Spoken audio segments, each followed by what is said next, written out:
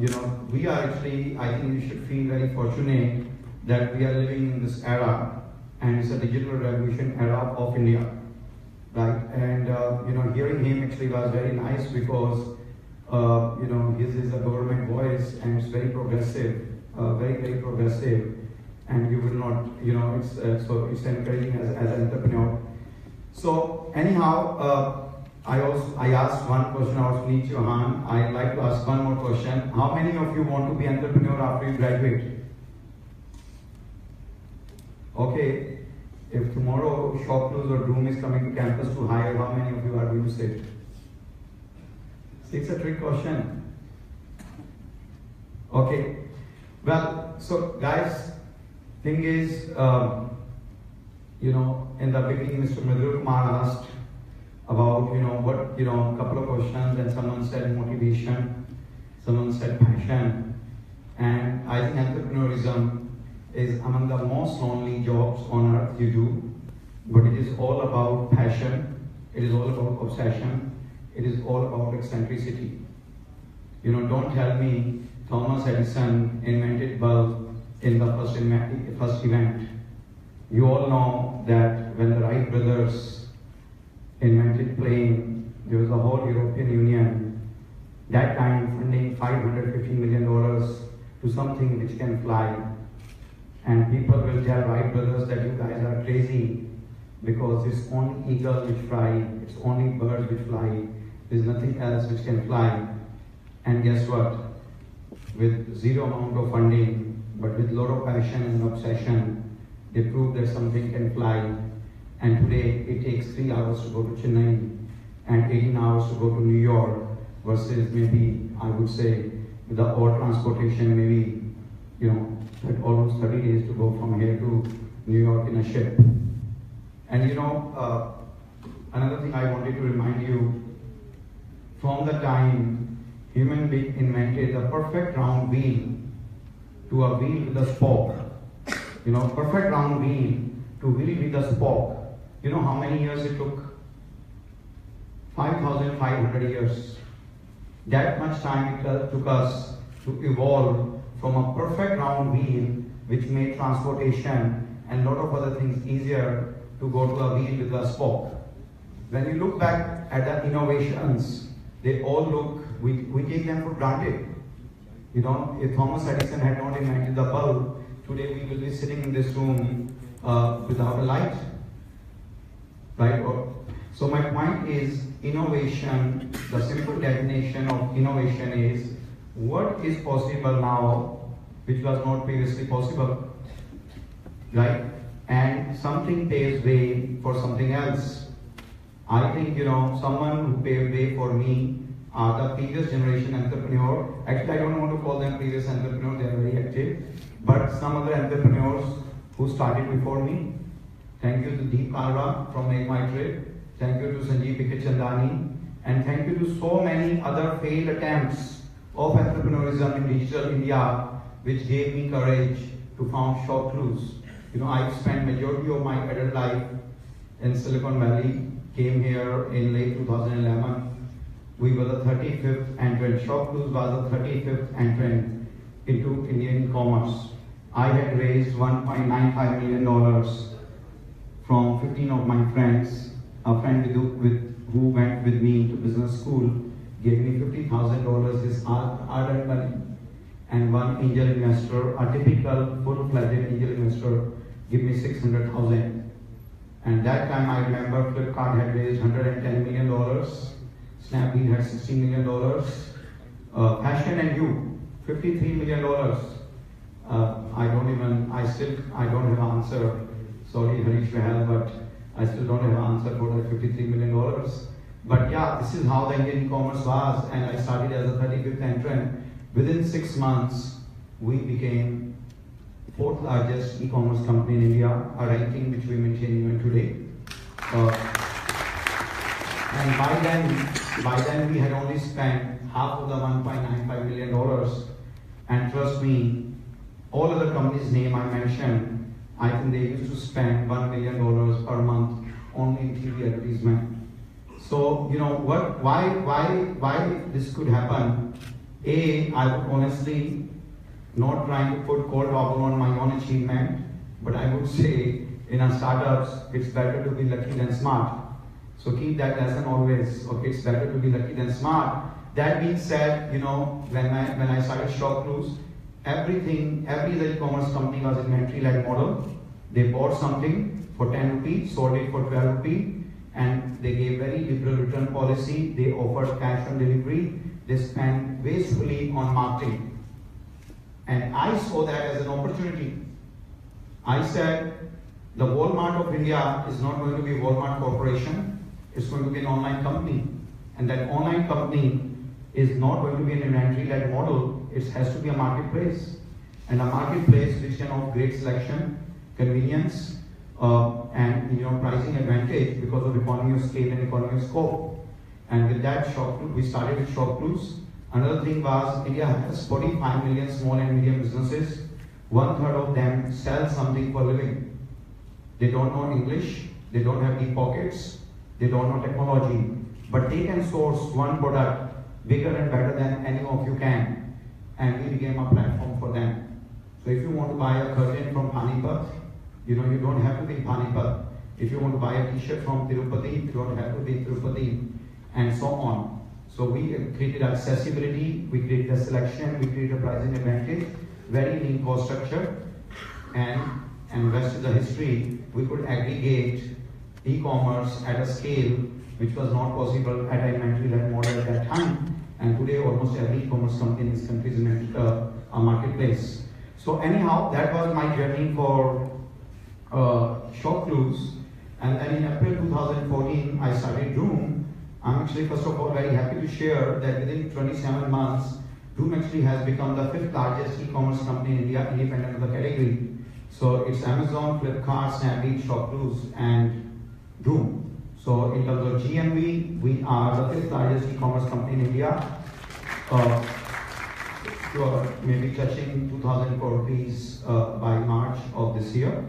And we actually, when I started, people used to say that, have you gone crazy? There's already Quicker, OLX, Car Dekho, Car Wale, Car Trade. The world does not need another auto portal. And I knew that I was not creating an online classifieds. I was not creating a discovery platform. I was creating our first transaction platform in a country like India, which is inherently a low trust market. So unlike US, Western Europe, and Japan, India is low trust market. Information asymmetry is very high. Moral hazard is very, very imminent. And in a country like that, you now bring online a non-standard product called use Bajaj Pulsar or use Maruti Swift Desire, and with a non-standard condition, non-standard pricing, it was not easy. So what I wanted to mention is, think about again the innovation. If Flipkart had not brought e-commerce to a mass marketplace, to the mass market audience, I don't think, and if you recall, I don't know how many of you recall the advertisement in 2010 and 11, which were about, मैंने तुम्हें बिना देखे पसंद किया and all, cash on delivery and so on. These were the fundamental category creation, ads. And honestly, if they had not done what they had done, I don't think I would have done ShopClues. And thank you to Quicker, OLX, Car Dekho. They trained Indian to buy and sell used item, and I could create Droom. Right? Again, with Droom, actually, in fact, I started with much lesser money. Because when I started $1.95 million, ShopClues, everyone said that's a very meager money. You will be finished in the first 3 months. And guess what? That money lasted for almost 14, 15 months. Droom, I started with $1.5 million. And that money almost lasted for two years. And before that, there were companies who had raised $100 to $200 million, have been operating for 7 to 8 years. But they never sold something which is a movement of truth in the used automobile. You know what is a movement of truth in used automobile? When you buy and sell used automobile? Trust. Trust is the single biggest impediment why a transaction for a used automobile between two unknown people may not take place. And that's where we spend our money. And why we may be called marketplace, because of choice of business model. We may be called in automobile because of choice of vertical, but I'll be honest with you, Droom is an intellectual property, technology and data science company. That's what we do for a living. Everything else is how we can collect money, make money, raise money, brand the company. But the underpinning, like for example, I sometimes work with great brand, and when we are working on our new advertisement, they come and tell me various examples. They said Disney. What is Disney? Disney is about joy.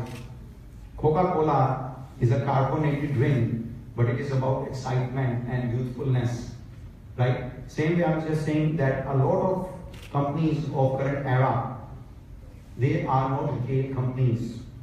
They are not automobile companies, or they are not departmental store. They are technology, data science and IT companies. And technology, data science and IT companies come from a healthy mind and very sharp brain, which all of you have. Okay, so, I would remind one more thing. Mr. Ajay Kumar already mentioned about that, is the Industrial Revolution. So 1740 Industrial Revolution, gold rush in California in 1850, rise of United States after World War I, rise of Japan after World War II, and I would say rise of China twice, once in manufacturing revolution and second time in information technology. And what is currently happening in this country in digital side? These are the 6 or 7 modern history man-made biggest social transformation and wealth creation opportunities. So I invite all of you to participate in this. I know there's a lot of peer pressure that I spent 3 years, 5 years in the engineering college. I have a fees to repay. I have an auto loan. My girlfriend's parents may not agree. If I work in a startup, I may not have a salary to pay. And so you all actually accept a nice rewarding job. You go to one of the finest institutions in the world, and obviously you will never have wealth of jobs. But this era will not come back again, right? This era will not come back again. I will call this as a renaissance of digital revolution in India, and you should feel fortunate that you are part of this. So, I would say just follow your passion, follow your obsession, follow your eccentricities.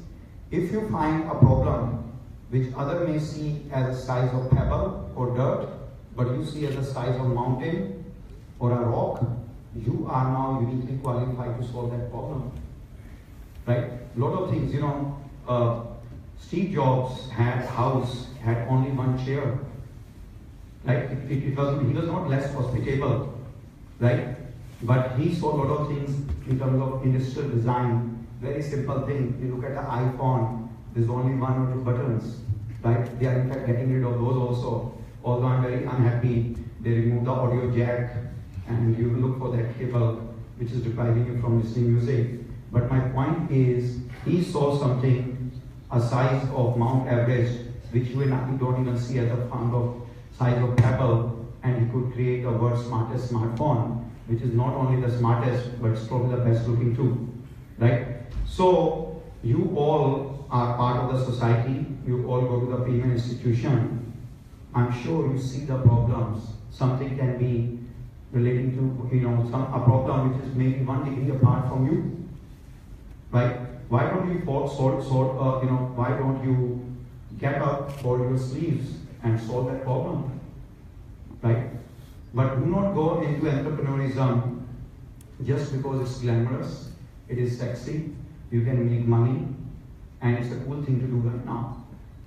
Don't do it for that, because I can assure you, I'm a 2-time entrepreneur. I have gained 14 kilogram weight, lost a lot of weight, you don't have a single bite here, and it's our most lonely job on earth. You are being tested every day. You are being tested by the other team members who can potentially join you. You are being judged by the investor.